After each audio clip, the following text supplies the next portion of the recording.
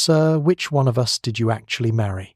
The question hung in the desert air like a thunderclap as 5 heavily pregnant women stood on Marcus Webb's doorstep, each clutching identical marriage certificates bearing his name. What had begun as a desperate man's hope for companionship had become something far more dangerous. 5 lives hung in the balance. 5 futures at stake. And somewhere in this impossible tangle of broken promises and forged documents, the truth would either destroy them all or reveal the most unexpected form of justice any of them had ever witnessed. The desert wind howled like a banshee as Marcus Webb stumbled backward through his farmhouse door, his weathered hands trembling against the splintered wood frame. 5 women stood before him in the swirling dust, their pregnant silhouettes backlit by the merciless Arizona sun, each clutching identical marriage certificates that bore his name in bold black ink. Sarah, barely 20, with honey-colored hair whipping across her tear-streaked face, thrust her document forward first. "I have traveled 3 days to reach my husband," she cried, her voice cracking like dry earth. Elena stepped beside her, dark eyes blazing with the fury of an educated woman who had been deceived, her teacher's composure barely containing volcanic rage. Maria whispered prayers in rapid Spanish while gripping her certificate like a lifeline, her rounded belly evident beneath a faded blue dress. Ruth, older and wiser with silver threading through auburn hair, studied Marcus with calculating eyes that had seen too much disappointment, while Catherine, tall and composed despite her obvious exhaustion, maintained the dignity of someone accustomed to being respected. The chaos consuming his once-ordered existence manifested in tumbleweeds scattering across his property, like his scattered thoughts, each gust of wind carrying the scent of impending storm. Marcus raised his hands in desperate defense, his voice barely audible above nature's symphony of destruction. "Ladies, I swear on my mother's grave, I never sent for any of you." His denial struck them like physical blows, Sarah collapsing against the porch rail, while Elena's fury transformed into something more dangerous. "You wrote to me personally," Elena declared, producing a stack of letters tied with blue ribbon. Maria nodded frantically, her English broken but her meaning clear as desert sunshine. "He promised me, familiar," she insisted, pressing both hands to her swollen abdomen. Ruth's laugh carried no humor, only bitter recognition of another man's lies, while Catherine's medical training assessed the situation with clinical precision. "Someone has used your name to destroy 5 lives," Catherine announced, her voice cutting through the wind like surgical steel. The realization hit Marcus like lightning illuminating a dark landscape. Someone had stolen his identity, his reputation, his very essence to perpetrate this elaborate deception. These women, these mothers carrying children they believed, belonged to families they had been promised, now stood as living evidence of a conspiracy that reached far beyond his humble ranch. The desert stretched endlessly around them, indifferent to human suffering, yet somehow reflecting the vast loneliness that had driven each of these women to seek love through correspondence. Their accusations hung in the air, heavier than dust storms, creating an atmosphere thick with betrayal and shattered dreams.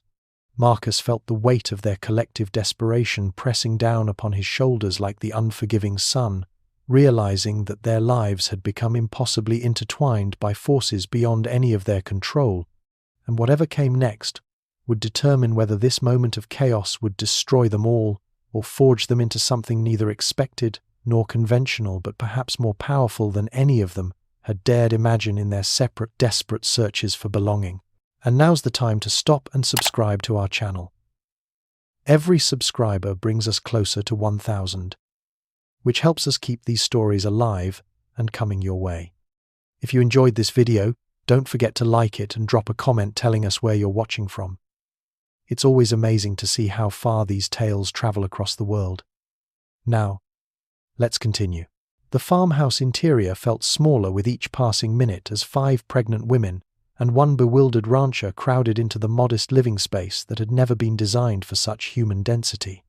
Dust motes danced in shafts of sunlight streaming through windows that had witnessed only solitary meals and quiet evenings, now suddenly alive, with voices speaking over each other in desperate attempts to make sense of their impossible situation. Elena immediately assumed command, her teacher's instincts kicking in as she arranged chairs in a semicircle around the scarred wooden table that Marcus had inherited from his father. "We need to approach this systematically," she announced, pulling reading glasses from her purse with the authority of someone accustomed to bringing order from chaos. Sarah collapsed into the nearest chair, her young face crumpled like discarded paper, as tears streamed down cheeks that should have been glowing with bridal joy instead of marked by betrayal. "I sold everything I owned to come here," she sobbed, her voice barely audible above the settling groans of old wood and shifting foundations. Maria clutched her rosary while speaking rapid Spanish to herself, occasionally looking up to nod when she understood fragments of English conversation, her faith providing comfort in a situation that defied rational explanation.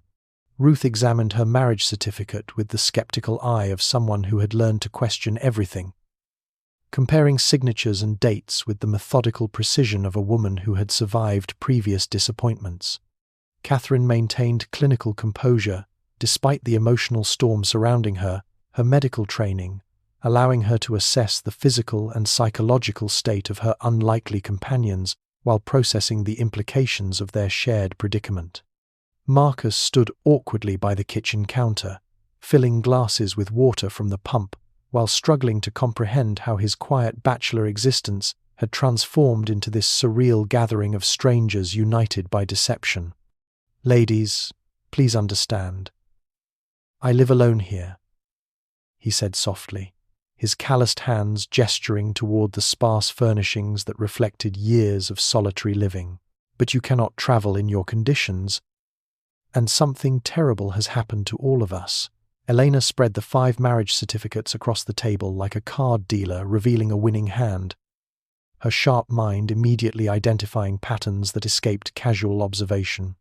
"Look at these signatures," she commanded, pointing to subtle similarities in penmanship that suggested a single forger's hand. Sarah lifted her tear-stained face to study the documents, her crying subsiding as intellectual curiosity began replacing emotional devastation. Ruth leaned forward, her experienced eyes catching details that younger women might miss, while Maria pointed excitedly at familiar phrases that appeared in multiple letters. The afternoon heat intensified the cramped atmosphere, creating a pressure cooker environment where secrets would either explode into destructive fragments or compress into unbreakable bonds of shared purpose. Marcus realized these women were not his enemies but fellow victims of an elaborate scheme that had targeted their individual vulnerabilities with surgical precision. Each had responded to carefully crafted advertisements promising love, security, and family, their desperate hopes exploited by someone who understood exactly how to manipulate lonely hearts, seeking connection in an unforgiving world that offered few alternatives for women seeking independence and dignity.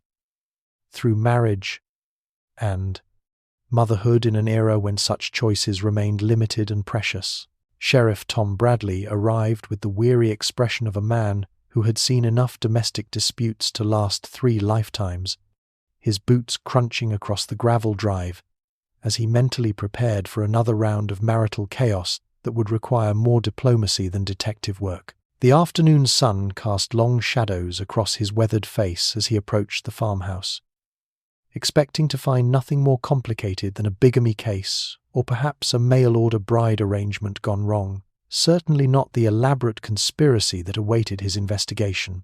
Marcus met him at the door with relief evident in every line of his sun-damaged face, grateful that someone with official authority had finally arrived to sort through this impossible tangle of accusations and evidence. "Sheriff, I need your help," Marcus began, his voice carrying the desperation of a man whose orderly world had collapsed in the span of a single afternoon. Bradley's skepticism melted like desert snow when Elena presented the 5 marriage certificates with the systematic precision of an experienced educator, laying out evidence with the methodical approach that had made her effective in countless parent-teacher conferences. "These documents are identical except for our names and addresses," she explained, her teacher's voice cutting through emotional chaos with analytical clarity. Ruth stepped forward with the dignity of a woman who had buried one husband and refused to be victimized again. Producing a bundle of letters tied with faded ribbon that had traveled hundreds of miles to reach her modest home in Colorado, Sheriff Bradley examined the correspondence with growing alarm, his trained eye immediately recognizing the identical penmanship that connected communications spanning 3 different states. "The handwriting never varies," Ruth observed, her widow's wisdom lending weight to observations that might have seemed coincidental from younger voices. Maria approached hesitantly. Her limited English, supplemented by a collection of photographs that required no translation, images of the same ranch buildings and desert landscape, that had been sent to convince her of Marcus's authenticity and prosperity. Bradley studied the photographs with increasing concern, realizing that whoever orchestrated this deception had invested considerable time and resources in creating believable documentation across multiple states and languages. "The scope of this operation suggests serious criminal intent," he announced, his official tone transforming the farmhouse gathering into a legitimate law enforcement investigation. Sarah produced newspaper clippings from Kansas. Elena showed advertisements from Texas papers. Ruth displayed Colorado publications. Catherine revealed correspondence from New Mexico, and Maria pointed to Spanish-language newspapers from California, creating a map of deception that stretched across the entire southwestern region. Bradley's small-town sheriff's office had never handled a case involving interstate fraud of such sophistication, the evidence mounting like storm clouds, gathering on the horizon of his usually quiet jurisdiction. Each woman had responded to carefully placed advertisements targeting specific demographics, their individual circumstances exploited by someone who understood exactly how to appeal to women seeking security, companionship, and legitimacy in an era when independent choices remained limited and precious. The investigation revealed not random crime, but calculated predation, someone who had studied their targets with scientific precision, crafting personalized approaches that promised everything each woman most desperately needed, while delivering nothing but betrayal and heartbreak that now threatened to destroy 5 lives and the children they carried. Dr. Elizabeth Hayes swept into the farmhouse with the brisk efficiency of the frontier's only female physician, her medical bag clutched in hands that had delivered half the babies in 3 counties and treated everything from gunshot wounds to mysterious fevers that periodically swept through isolated desert communities. Her arrival transformed Marcus's modest living room into an impromptu examination space as she assessed 5 pregnant women whose circumstances defied every convention of proper medical care and social propriety that governed respectable society. Catherine immediately stepped forward with the recognition that passes between medical professionals, her nursing training evident in the way she organized supplies and anticipated the doctor's needs without being asked. "I worked at St. Mary's Hospital in Denver before my circumstances changed," Catherine explained quietly, her hands moving with remembered skill as she prepared examination areas with sheets and pillows borrowed from Marcus's sparse linen closet. Dr. Hayes nodded approvingly, grateful for competent assistance in a situation that grew more unusual with each revelation about these women's connected yet separate journeys to this remote ranch. Sarah trembled as the doctor's gentle hands examined her swollen abdomen, her youth evident in the way she clutched Elena's hand for comfort while submitting to medical procedures that felt invasive despite their necessity. Elena maintained her composure, but her teacher's analytical mind raced as Dr. Hayes calculated due dates with growing concern, her professional expression shifting from routine examination to serious investigation. Ruth's experience as a mother helped her relax during the examination, though her eyes remained alert to every nuance of the doctor's reactions, her widow's instincts warning her that medical findings were revealing disturbing patterns. Maria whispered prayers in Spanish, while Dr. Hayes examined her with extra gentleness, recognizing the additional vulnerabilities that came with being far from home and family during such a crucial time. The intimate nature of medical examination broke down barriers between women who had arrived as strangers and potential rivals, creating bonds forged through shared vulnerability and mutual dependence that transcended their complicated circumstances. Dr. Hayes finished her examinations with a frown that deepened as she compared her notes, the implications of her findings casting shadows across her usually optimistic demeanor. "Ladies, I need to ask you some very specific questions about your pregnancies," she announced, her professional tone unable to completely mask her growing alarm. "All 5 of you are due within a 3-week period, which would be remarkable coincidence if it were natural." Catherine's nursing experience allowed her to grasp the implications immediately, her face paling as she processed the mathematical improbability of such synchronized timing. "Doctor, I visited the Riverside Fertility Clinic in San Francisco 6 months ago," Catherine admitted, her voice barely above a whisper, as she shared information that had seemed private and personal until this moment. Elena sat up straighter, her teacher's mind making connections with frightening speed. "I received treatments at a clinic in Dallas," she revealed, her composed facade cracking as she realized the significance of their shared experience. Ruth nodded grimly, her practical nature accepting even the most disturbing possibilities.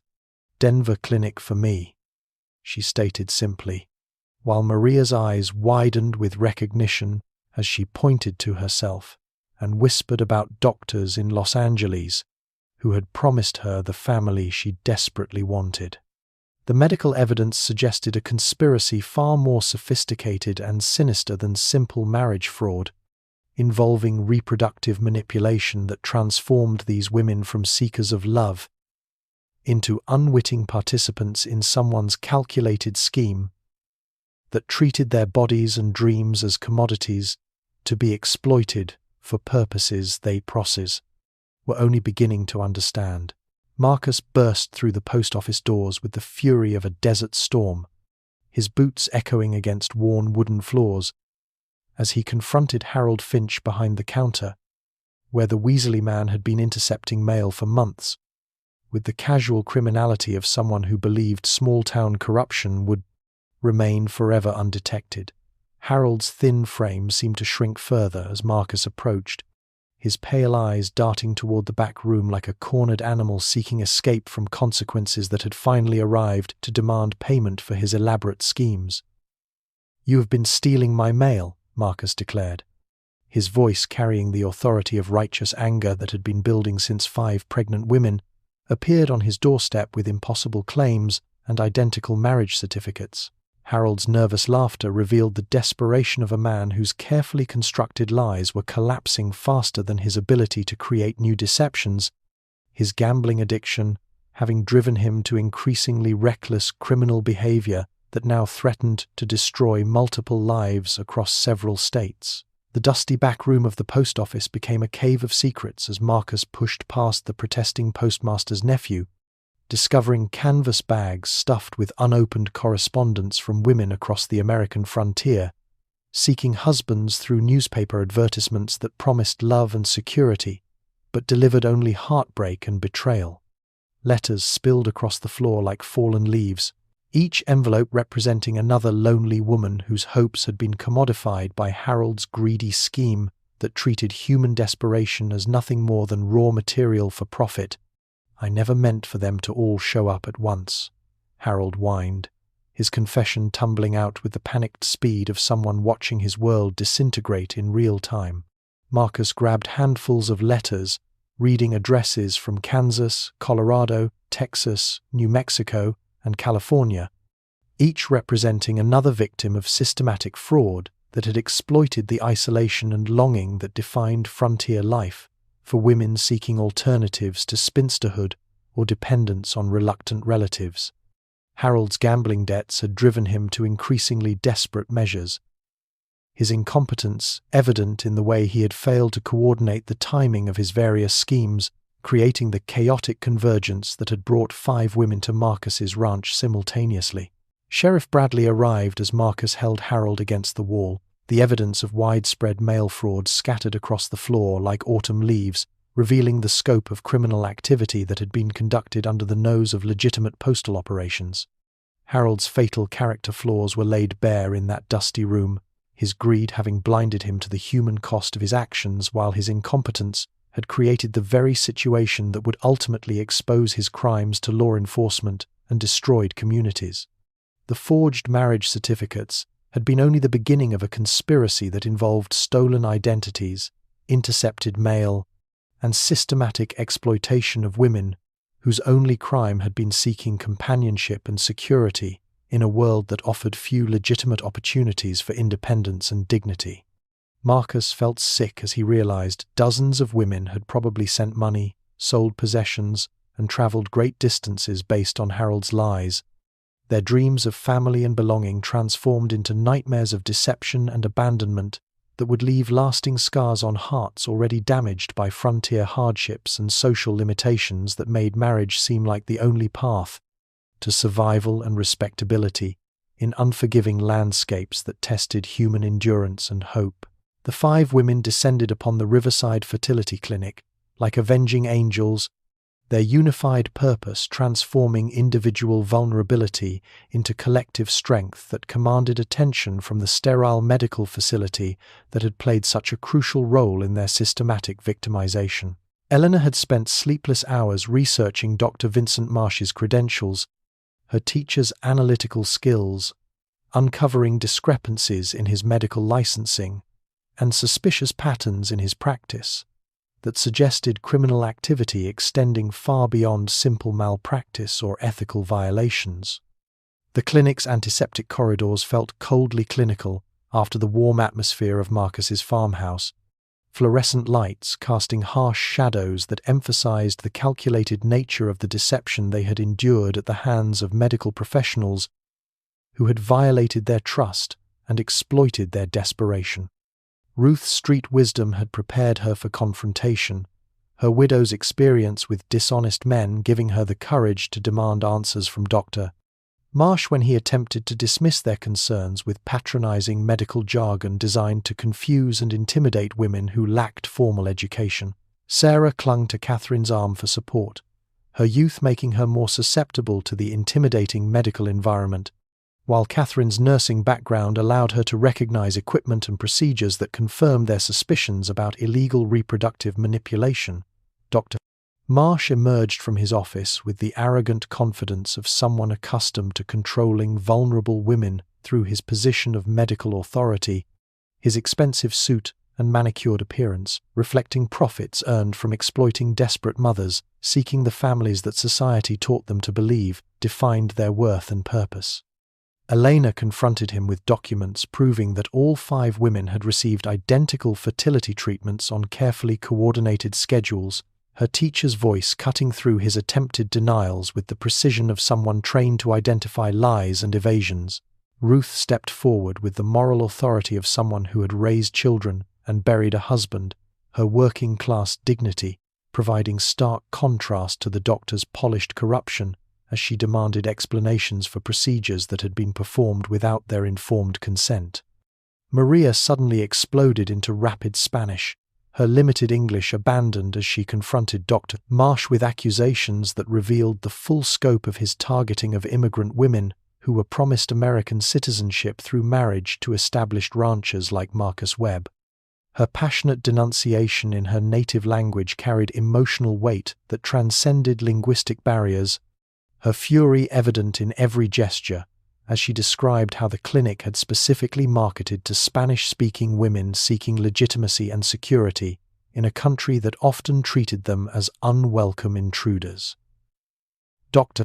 Marsh's composure cracked under Maria's verbal assault, his attempts to maintain professional dignity collapsing, as he realized these women had discovered the connections between his illegal fertility practice and Harold Finch's mail-order bride scheme that had transformed their reproductive systems into commodities for criminal profit. Catherine's medical knowledge allowed her to translate the technical aspects of their exploitation, explaining how their fertility treatments had been timed to create simultaneous pregnancies that would maximize the impact of the marriage fraud, while ensuring that each woman would be too far along to easily terminate her pregnancy when the deception was revealed.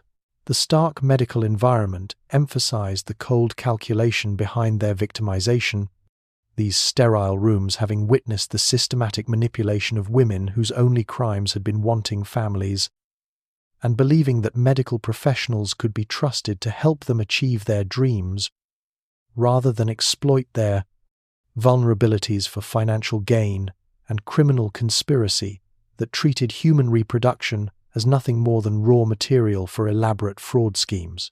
The laboratory hummed with scientific precision as Marcus rolled up his sleeve for the blood draw that would either absolve him completely or implicate him in ways none of them had imagined possible, the sterile environment providing stark contrast to the emotional chaos that had consumed their lives since 5 pregnant women appeared at his ranch with impossible claims. Dr. Patricia Williams, the court-appointed geneticist, worked with methodical efficiency while Marcus stared at the ceiling tiles, his mind racing through memories he had buried years ago when he made a decision that seemed generous at the time, but now threatened to complicate everything beyond recognition. The waiting room fell silent, except for the tick of an institutional clock that measured time in heartbeats and held breath as 5 women processed the implications of scientific truth that would either vindicate their claims or expose them as victims of an even more elaborate conspiracy than anyone had suspected. Marcus cleared his throat, his voice barely audible as he prepared to reveal information that would transform their understanding of everything that had happened since that fateful afternoon when his ordered existence collapsed into chaos.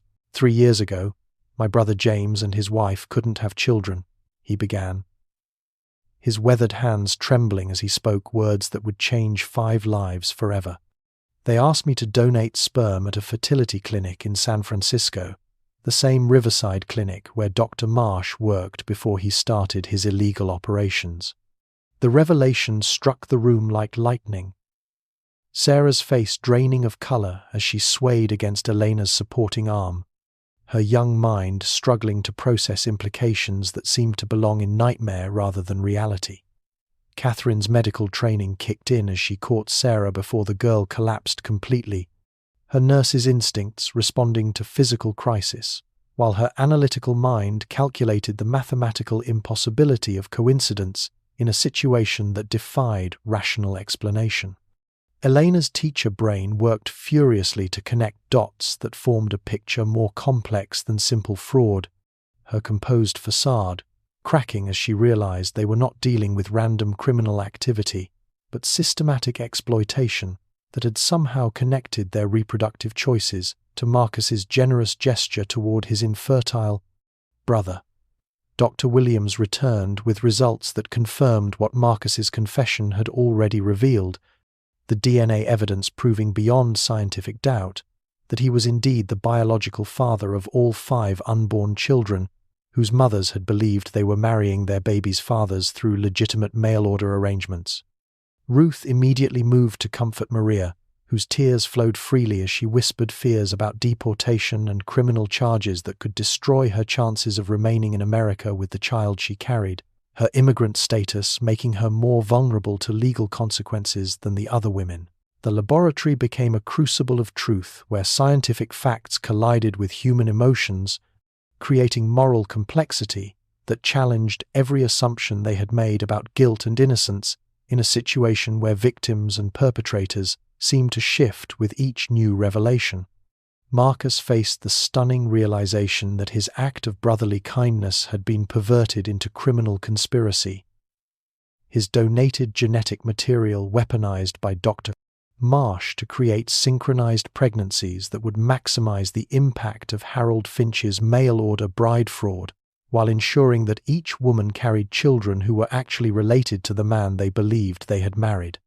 The ironic reversal transformed Marcus from innocent victim to unwitting participant in his own victimization, his generous nature having provided the biological foundation for crimes he never could have imagined, while simultaneously making him responsible for 5 children he had never intended to father and 5 women whose lives had been forever altered by his decision to help his brother start a family.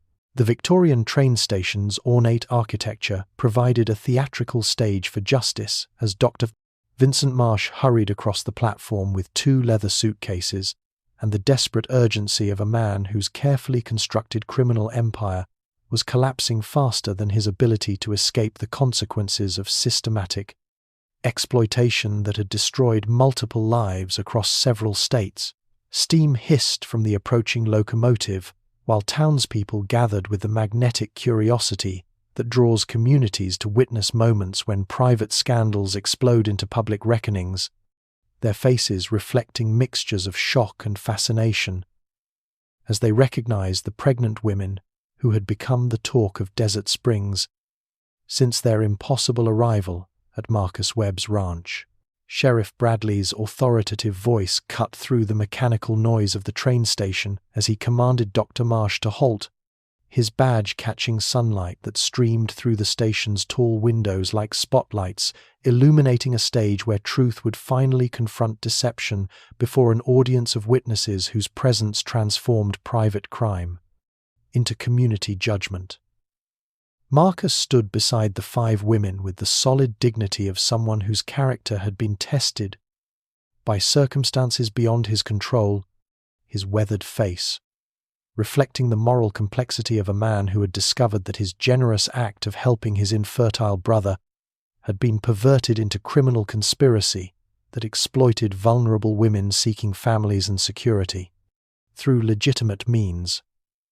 Dr. Marsh spun around with the cornered desperation of someone whose polished facade was cracking under pressure, his expensive clothing and manicured appearance providing stark contrast to the authentic dignity displayed by the women he had systematically victimized through medical procedures that violated every principle of ethical healthcare and human decency.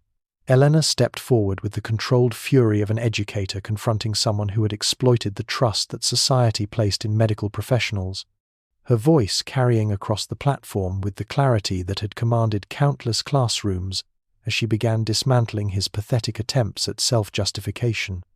"You stole genetic material from a man trying to help his brother and used it to impregnate women who trusted you with their bodies and their dreams," she declared, her words reaching every corner of the station where community members pressed closer to witness this unprecedented confrontation between corruption and courage. Catherine's medical training allowed her to understand the full scope of his violations as she slapped him with the righteous anger of someone whose profession had been dishonored by his criminal exploitation of women seeking the families that society taught them to believe defined their worth and purpose in life. The sound of her hand striking his face echoed through the station like a gunshot, shocking the gathered crowd into absolute silence as they witnessed a moment of physical justice that expressed what words could never adequately convey about the depth of his betrayal. Maria unleashed a torrent of Spanish invective, followed by English threats that needed no translation, her immigrant status making his exploitation even more heinous, because he had specifically targeted women whose legal vulnerability made them less likely to seek justice through official channels that might result in deportation rather than protection. Dr. Marsh's desperate claims about providing families to desperate women rang hollow against the backdrop of community witnesses who could see through his self-serving lies to the calculated greed that had motivated systematic fraud, designed to generate profits from human reproduction and romantic longing. The public nature of this confrontation transformed individual victimization into community responsibility, as townspeople became unwilling participants in a moral equation that demanded they choose between comfortable ignorance and uncomfortable justice that would require them to acknowledge how easily vulnerable people could be exploited by those who held positions of authority and trust in their society. The courthouse buzzed with unprecedented energy as Judge Patricia Coleman faced the most extraordinary legal case in her 30-year career, the formal mahogany panels and brass fixtures of justice providing solemn contrast to the hospital rooms across town, where 5 women labored to bring new life into a world that had no legal framework for their impossible circumstances. Marcus Webb stood before the bench with the quiet dignity of a man who had accepted responsibility for consequences he never could have imagined, his calloused hands clasped behind his back, as he prepared to claim 5 children he had never intended to father through a generous act that had been perverted into criminal conspiracy by men who treated human reproduction as commodity for profit. The courtroom gallery overflowed with townspeople who had followed this unprecedented case from its chaotic beginning at a remote ranch to its climactic resolution in halls of justice that had never before witnessed such complex moral questions about family, fraud, and the intersection of law with human longing for connection and belonging. Sarah's labor pains had started during jury selection. Elena delivered her daughter while the prosecution presented evidence of systematic fraud. Ruth brought her son into the world as Dr. Marsh testified in his own defense. Catherine's twins arrived during closing arguments, and Maria's labor began as the judge prepared her final ruling in a case that challenged every precedent about marriage, parenthood, and criminal responsibility. Judge Coleman moved between courtroom and hospital with the wisdom of Solomon facing his most famous decision, her black robes rustling as she observed new mothers cradling babies whose very existence represented both criminal exploitation and miraculous new life that transcended the legal categories designed to govern conventional family structures. Dr. Vincent Marsh sat in shackles as his 15-year prison sentence was read, his medical license permanently revoked for crimes that had violated the most sacred trust between healthcare providers and vulnerable women seeking help with their dreams of motherhood and family security that he had systematically exploited for financial gain and criminal conspiracy. Harold Finch received 10 years for mail fraud and identity theft, his gambling addiction having driven him to criminal behavior that had unknowingly provided the foundation for reproductive crimes that reached far beyond simple postal violations into systematic exploitation of human desperation, longing for connection. Each woman testified about dreams that had brought them across vast distances, seeking husbands and families, their voices carrying the weight of hopes that had survived deception and betrayal to create something unprecedented in legal history. 5 mothers, united by shared victimization, who had somehow found strength through collective survival and mutual support that transcended their original individual desperation.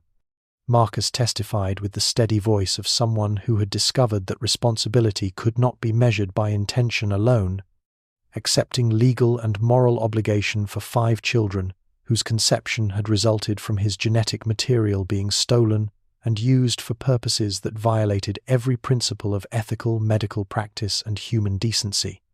The formal courtroom proceedings contrasted sharply with the intimate hospital rooms where babies drew their first breaths while their mothers waited for legal decisions that would determine whether they faced deportation, poverty, or the unprecedented recognition of an unconventional family structure that challenged societal assumptions about legitimate relationships and parental responsibility. Judge Coleman's final ruling acknowledged that traditional marriage laws could not address the complex realities created by systematic criminal exploitation, validating the unconventional family structure that had emerged from criminal conspiracy while ensuring that the children's welfare remained paramount in legal decisions that would establish precedent for future cases involving reproductive fraud and identity theft. Her Solomon-like wisdom recognized that justice sometimes required creative solutions that transcended conventional legal categories, acknowledging that these 5 women and Marcus Webb had become a family through circumstances that no law had anticipated, but that human dignity and children's welfare demanded be recognized and protected by innovative judicial decision-making that served human needs rather than rigid legal precedent. The morning sun painted golden light across Desert Springs Ranch as children's laughter echoed through corridors that had once known only the solitary footsteps of a lonely bachelor, the transformation so complete that visitors could barely recognize the modest farmhouse that had become the heart of an unprecedented family community, born from criminal conspiracy, but nurtured into something beautiful through human resilience and authentic love. Sarah moved through the converted barn that now served as a schoolhouse, her natural teaching gifts blossoming as she guided 5 toddlers through their first lessons while pregnant again with the child she and Marcus had conceived through genuine love rather than medical fraud, her youth having matured into wisdom that recognized how suffering could become the foundation for unexpected joy and purpose. Elena's sharp mind had transformed the ranch's financial chaos into organized prosperity. Her teacher's analytical skills applied to ledgers and accounts that documented not just monetary success, but the complex logistics of managing an unconventional household, where 5 women shared domestic responsibilities while maintaining individual identities and contributions that strengthened their collective survival. Ruth's practical wisdom governed household operations with the efficiency of someone who understood that large families required systems and structure to function smoothly. Her experience as a widow, having prepared her to manage resources and resolve conflicts with the diplomatic skills that kept peace among strong-willed women learning to share space and responsibilities. Catherine's medical expertise had established a small clinic that served not only their extended family, but neighboring ranchers who appreciated having professional health care within riding distance. Her nursing skills expanded through necessity into broader medical practice that brought additional income while serving the isolated community that had embraced their unconventional family structure. Maria's garden had transformed barren desert land into an oasis of vegetables and flowers that fed both bodies and souls, her immigrant work ethic and agricultural knowledge creating abundance from soil that previous owners had considered worthless, her children playing between rows of corn and tomatoes that proved how dedication could make beauty bloom in the harshest environments. The ranch buildings had expanded to accommodate their growing community. New construction reflecting the prosperity that came from combining individual talents into collective enterprise that generated income through teaching, medical services, agricultural sales, and hospitality services for travelers who sought accommodation in their remote but welcoming location. Marcus stood on his front porch as evening painted the desert sky in shades of purple and gold, his weathered face reflecting contentment that had replaced the loneliness that once defined his existence, his direct gaze meeting yours as he spoke. Words that carried the weight of hard-earned wisdom about life's unexpected capacity for transformation through human connection and shared purpose. The worst day of my life brought me the greatest gifts I could never have imagined, he said quietly, his voice carrying across the desert air like a prayer of gratitude for circumstances that had seemed like destruction, but proved to be reconstruction of everything he thought he understood about family, love, and the mysterious ways that suffering could become the seedbed for unprecedented joy and meaning. 5 children played in the yard, where tumbleweeds once rolled aimlessly, their mixed features reflecting the biological complexity of their origins, while their secure happiness demonstrated that family could be defined by love and commitment rather than conventional legal categories or social expectations about legitimate relationships and parental responsibility that often failed to accommodate the full spectrum of human experience and need. The camera lingered on faces that showed how people could transcend their circumstances through choices that prioritized human dignity and children's welfare over societal conventions that often served tradition rather than justice, their story posing questions about the true meaning of family that would challenge viewers to examine their own assumptions about legitimate love and the various forms that authentic human connection could take when freed from restrictive definitions that failed to acknowledge life's beautiful complexity and endless capacity for unexpected transformation through compassion, forgiveness, and the courage to build something unprecedented from the broken pieces of shattered expectations and betrayed dreams.